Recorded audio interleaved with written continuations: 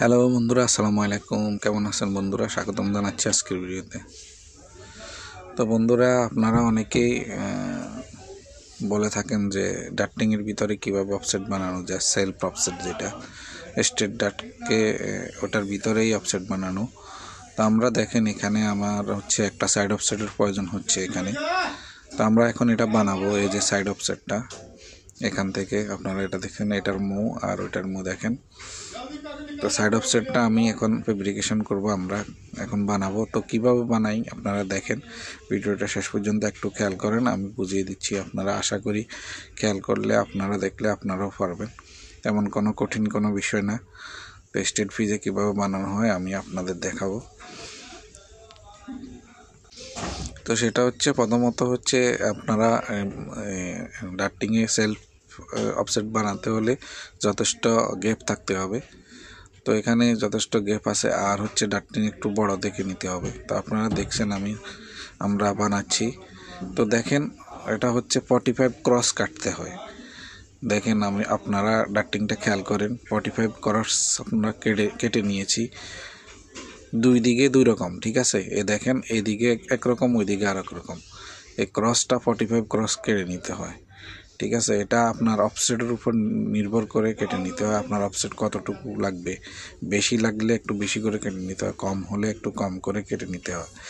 তো এইভাবে দুই দিকে দু রকম করে কেটে আপনারা কি করতে হবে, এটাকে ব্যান্ড করে দুনো দিক থেকে চেপে ধরে দেওয়ালের সাথে রেখে আপনারা চেক করতে হবে আপনাদের কতটুকু অফসেট লাগে, ঠিক আছে?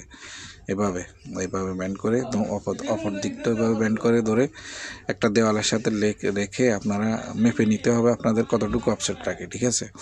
তো আপনাদের যতটুকু অফসেট লাগে ওই পরিমাণ হিসেবে আপনারা ওই যে মাঝখানের ক্রসটা কাটতে হবে। যদি বাড়াতে হয় বাড়িয়ে নিতে পারবেন, যদি কমাতে হয় একটু কম করে রাখতে হবে।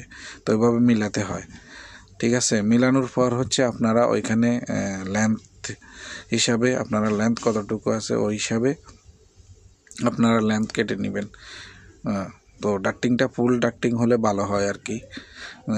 একদিক থেকে যদি বানান, বাকি দিক যদি বাড়তি থাকে, আপনার কতটুকু লেন্থ প্রয়োজন কেটে বাকিটুকু আপনারা ফেলে দিবেন।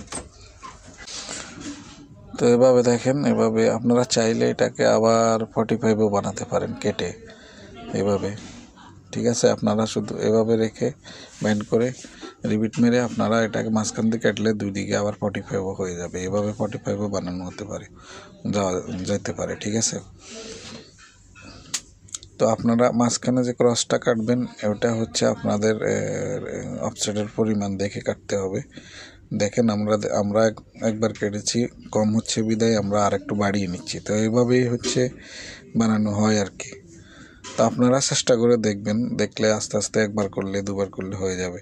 তো দেখেন, হয়ে গেছে অফসেট, এভাবে দেখেন। তো এটাকে আপনারা চাইলে 45ও বানাতে পারেন, শুধু মাঝখান বরাবর কেটে দিলে দুটো 45 হয়ে যাবে, ঠিক আছে?